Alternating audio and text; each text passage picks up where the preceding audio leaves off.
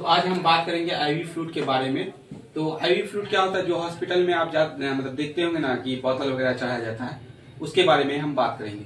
तो full form of IV fluid is intravenous fluid which is directly inject in when. तो IV fluid का full form क्या होता है? इंट्रावेनस फ्लूइड होता है, जिसे डायरेक्टली नसों के अंदर लगाते हैं। मतलब आईवी फ्लूइड ऐसा फ्लूइड होता है जिसे डायरेक्टली नसों के अंदर हम लगाते हैं। अगर हम टाइप्स ऑफ आईवी फ्लूइड की बात करें कि आईवी फ्लूइड कितने प्रकार का होता है, तो पहला होता है एनएस नॉर्मल सलाइन, दूसरा होता है डीएनएस डेक्सट्रोज नॉर्मल सलाइन, तीसरा होता है आरएल रिंगर लैक्टेट सॉल्यूशन, चौथा होता है D5 D10 D25% और पांचवा होता है मैनिटोल सॉल्यूशन। अब हम बात करेंगे एनएस के बारे में। एनएस का फुल फॉर्म होता है नॉर्मल सलाइन।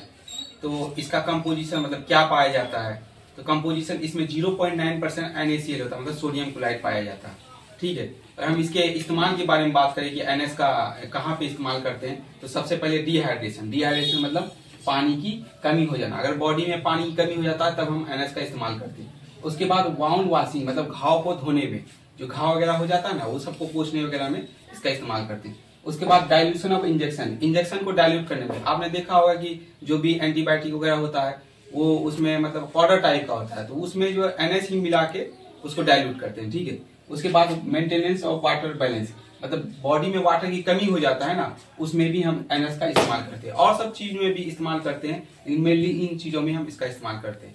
चलिए आज हम बात करेंगे डोज के बारे में कि कितना एनएस देना चाहिए।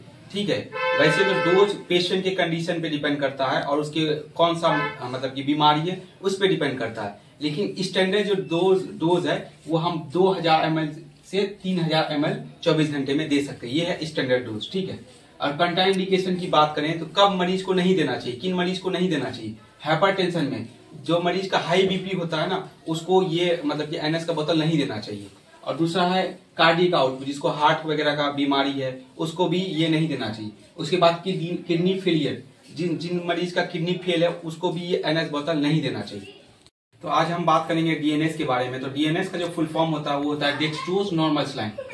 अब हम इसके कंपोजिशन की बात करें तो कंपोजिशन इसमें क्या पाया जाता है, तो 0.9% सोडियम क्लोराइड और 5 ग्राम डेक्सट्रोज पाया जाता है। क्या पाया जाता है इस बोतल में?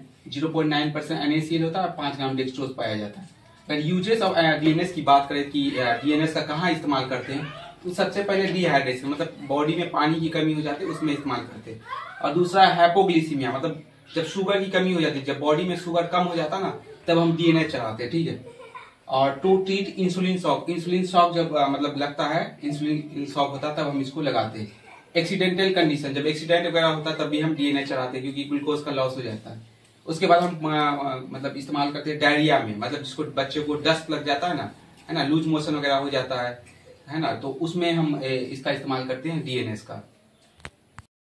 हम डोज ऑफ डीएनएस की बात करें, मतलब कितना डीएनएस देना चाहिए। ठीक है, डीएनएस के डोज के बारे में बात करें तो 2500 से वैसे तो डोज जो है मतलब मरीज के कंडीशन पे डिपेंड करता है कि उसको कौन सी बीमारी है और किस टाइप का कंडीशन है, लेकिन स्टैंडर्ड डोज की बात करें डीएनएस का तो 2500 से 3000 ml 24 घंटे में दिया जाता है। ठीक है, और हम ये डोज मतलब डीएनएस देते समय एक बात का ध्यान रखना है कि शुगर और ब्लड प्रेशर ज्यादा होने पर डेक्सट्रोज नॉर्मल सलाइन नहीं देना चाहिए। मतलब जिन मरीज का जो है शुगर ज्यादा है और ब्लड प्रेशर उसको है, ब्लड प्रेशर का दिक्कत है, तो उसको आप डेक्सट्रोज नॉर्मल सलाइन नहीं देना चाहिए। ठीक है, नहीं देना चाहिए। तो आरएल का जो फुल फॉर्म होता है वो रिंगर लैक्टेट होता है। ठीक है, रिंगर लैक्टेट। और इसके कंपोजिशन के बारे में हम बात करेंगे कि क्या पाया जाता है। तो it is a mixture of electrolyte in which present sodium chloride, potassium chloride and sodium lactate.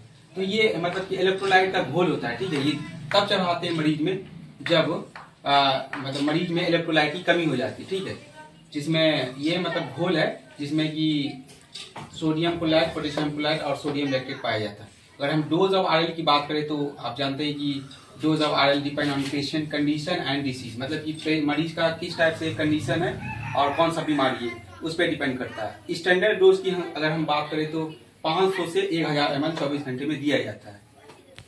हम बात करेंगे यूजेस ऑफ आरएल के बारे में। तो मतलब कि आरएल का कब इस्तेमाल करते हैं, तो सबसे पहले डिहाइड्रेशन में, मतलब पानी की कमी हो जाती तब उसमें इस्तेमाल करते हैं, मतलब बॉडी में पानी की कमी हो जाती तब इस्तेमाल करते हैं। दूसरा इलेक्ट्रोलाइट इम्बैलेंस, इलेक्ट्रोलाइट का इम्बैलेंस हो जाता है ना, तब भी हम इसका इस्तेमाल करते हैं। ड्यूरिंग द सर्जरी, सर्जरी के बाद या सर्जरी से पहले भी हम RL का इस्तेमाल करते हैं। बर्निंग कंडीशन मतलब जब बॉडी मतलब जल उल जाता है ना, कभी आपको जल उल जाएगा तब भी इसका इस्तेमाल करते हैं। न्यूट्रिशनल डिफिशियंसी मतलब न्यूट्रिशन की वगैरह कमी हो जाती है तब भी इसका इस्तेमाल हम करते हैं। बहुत बार बीपी भी कम होता है तब भी हम RL का इस्तेमाल करते हैं बीपी को बढ़ाने के लिए। डेक्सट्रोज की बात करें तो डेक्सट्रोज में मतलब मेनली 3 बोतलें आती हैं। एक होता है D5 जिसे 5 ग्राम डेक्सट्रोज इन 100 ml, और D10 10 ग्राम डेक्सट्रोज इन 100 ml, D25 25 ग्राम डेक्सट्रोज इन 100 ml। कहने का मतलब ये है कि डेक्सट्रोज मतलब शुगर किस टाइप से बॉडी में कमी हो गया उसी हिसाब से ये बोतलें लगाई जाती है, ठीक है। अगर हम यूज की बात करें डेक्सट्रोज की तो सबसे पहले डिहाइड्रेशन मतलब बॉडी में पानी की कमी हो जाना, ठीक, उसमें इस्तेमाल करते हैं। हाइपोग्लिसीमिया मतलब बॉडी में शुगर की कमी हो जाती है तब हम इसका इस्तेमाल करते हैं। हाइपोटेंशन मतलब कि ब्लड प्रेशर का लो हो जाना, ठीक है, तब भी हम इन डेक्सट्रोज का इस्तेमाल करते हैं। डायरिया मतलब डस्ट लग जाता है ना तब भी हम मरीज में मतलब तब भी हम डेक्सट्रोज का इस्तेमाल करते हैं। तो दोस्तों जैसे कि आपने देखा होगा कि इस टाइप का वीडियोस देखने के लिए, इस टाइप का वीडियो मेडिकल से रिलेटेड वीडियोस देखने के लिए तो मेरे चैनल को सब्सक्राइब करें और कमेंट करें और शेयर करें।